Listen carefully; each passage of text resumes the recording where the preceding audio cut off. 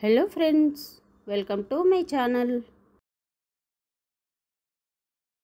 ఈరోజు మనం తోటకూరతో liver fry prepare చేద్దాం. అంటే వెజ్ లివర్ ఫ్రై ప్రిపేర్ చేద్దాం.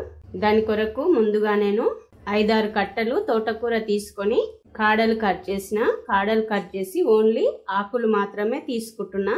ఈ తోటకూరను ఈ విధంగా మరుగుతున్న వాటర్ లో వేసి హై ఫ్లేమ్ మీద 3 minutes ఉడకనివ్వాలి. నేను తోటకూరను కాడలు కట్ చేసి 2 నుంచి 3 సార్లు శుభ్రంగా కడిగి తీసుకున్నా. ఈ విధంగా 2 to 3 minutes ఉడికించిన తర్వాత స్టవ్ ఆఫ్ చేయాలి. స్టవ్ ఆఫ్ చేసి ఈ తోటకూరని ఇలా హోల్స్ ఉన్న ఒక గిన్నెలోకి వేసుకోవాలి. ఇప్పుడు మనం ఈ తోటకూర చల్లారే వరకు ఇలాగే ఉంచాలి. మనం ఉడికించి పెట్టిన తోటకూర చల్లారింది.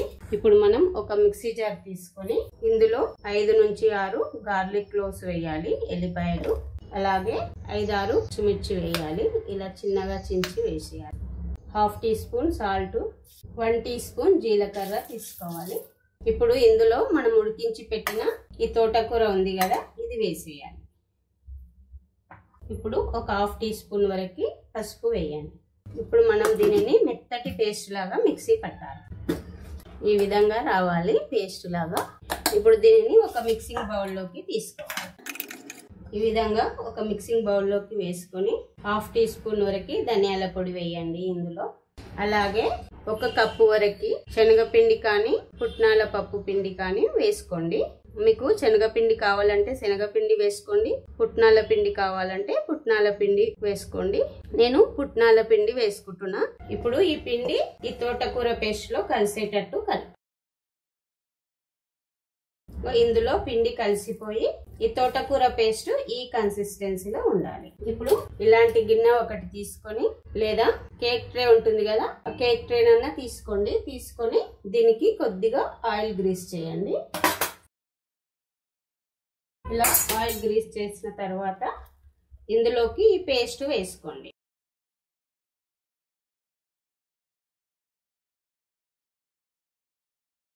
ఇలా అంటే ఈవెన్ గా స్ప్రెడ్ అవుతుంది. ఇప్పుడు దీనిని స్టీమ్ చేద్దాం.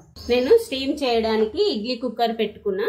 ఇడ్లీ కుక్కర్ లో వాటర్ వేసి ఆల్రెడీ వేడి చేసిన ఇడ్లీ కుక్కర్ ని ఇందులో ఒక స్టాండ్ వేసి మనం ఈ తోటకూర పేస్ట్ వేసుకున్నాం కదా, దీనిని ఇందులో పెడితే సరిపోతుంది. ఇప్పుడు దీనిపైన మూత పెట్టి ఒక 20 నుంచి 25 minutes ఉడకనివ్వాలి. ఫ్లేమ్ ని లో టు మీడియం ఫ్లేమ్ లో పెట్టుకుంటూ 20 నుంచి 25 minutes ఉడకనిద్దాం. మనం తోటకూర పేస్ట్ స్టీమింగ్ కొరకు పెట్టి 25 minutes అయిపోయింది. ఇడ్లీ కుక్కర్ విజిల్ కూడా వస్తుంది. ఇప్పుడు తోటకూర పేస్ట్ స్టీమ్ అయింది. స్టవ్ ఆఫ్ చేసుకోండి. స్టవ్ ఆఫ్ చేసి దీనిని ఇలాగే చల్లారనివ్వాలి. చల్లారిన తర్వాత తీస్తే ఈజీగా వస్తుంది. మనం కట్ చేసేటప్పుడు కూడా చినిగిపోకుండా ఉంటుంది.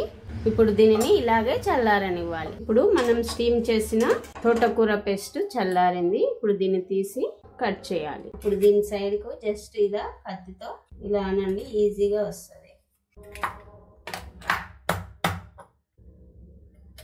ఇలా చల్లారిన తర్వాత చేస్తే ఈజీగా వస్తుంది. ఇప్పుడు దీనిని మనం చిన్న చిన్న పీసెస్ లాగా కట్ చేయాలి. మరి పెద్ద సైజులో కాకుండా మరి చిన్నగా కాకుండా కట్ చేయండి.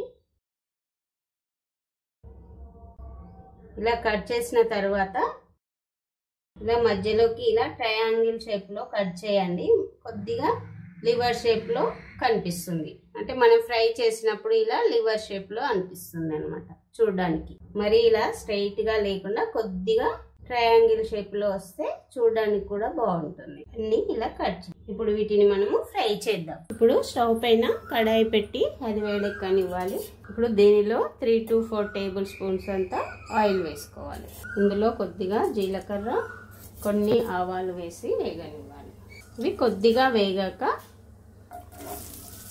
ఒక ఆనియన్ ఈ విధంగా సన్నగా కట్ చేసి వేయండి. ఇప్పుడు ఈ ఆనియన్స్ కొద్దిగా ఫ్రై అయ్యే వరకు ఉంచాలి. అంటే కొద్దిగా కలర్ చేంజ్ కావాలి.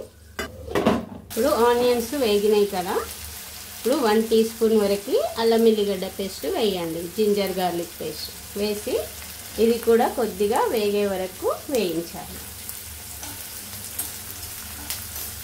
ఇప్పుడు ఇందులో 1½ టీ స్పూన్ వరకు కారం వేయండి. అల్లం ఎల్లిగడ్డ పేస్ట్ ఫ్రై అయిన తర్వాత 1½ టీ స్పూన్ వరకు కారం. మనం ఆల్రెడీ తోటకూర పేస్ట్ లో 1/2 టీ స్పూన్ వరకు సాల్ట్ వేసుకున్నాము. ఇప్పుడు ఇంకొక 1/2 టీ స్పూన్ సాల్ట్ వేయండి. ఇప్పుడు ఇవి బాగా కలిసేటట్టు ఒకసారి కలపండి. మీరు కావాలంటే కారం కొద్దిగా తగ్గించుకోవచ్చు, మీ ఇష్టం, మీ టేస్ట్ కి తగినంత వేసుకోండి. ఇప్పుడు ఇందులో మనం కట్ చేసి పెట్టిన ఈ లివర్ ముక్కలు ఉన్నాయి కదా, ఇవి వేయాలి.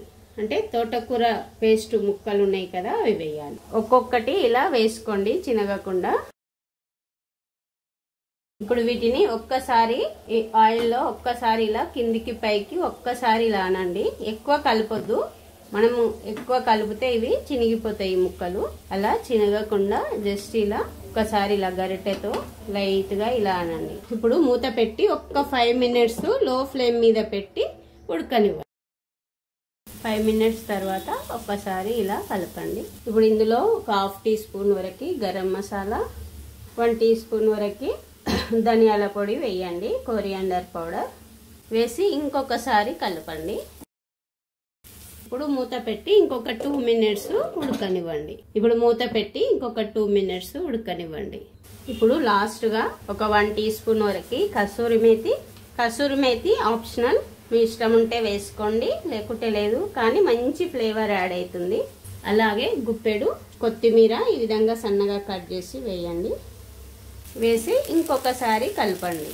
అంతేనండి, వెజ్ లివర్ ఫ్రై రెడీ అయ్యింది.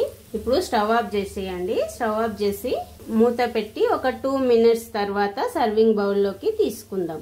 కొద్దిగా చల్లారిన తర్వాత ఒక సర్వింగ్ బౌల్లోకి తీసుకొని ఒక లెమన్ స్క్వీజ్ చేసుకోండి. అంతేనండి, ఈ రెసిపీ కనుక నచ్చితే ఒక లైక్ చేసి నా ఛానల్ని సబ్స్క్రైబ్ చేయడం మర్చిపోకండి. ఇంగ్రీడియంట్స్ డిస్క్రిప్షన్లో ఉంటాయండి. Thanks for watching.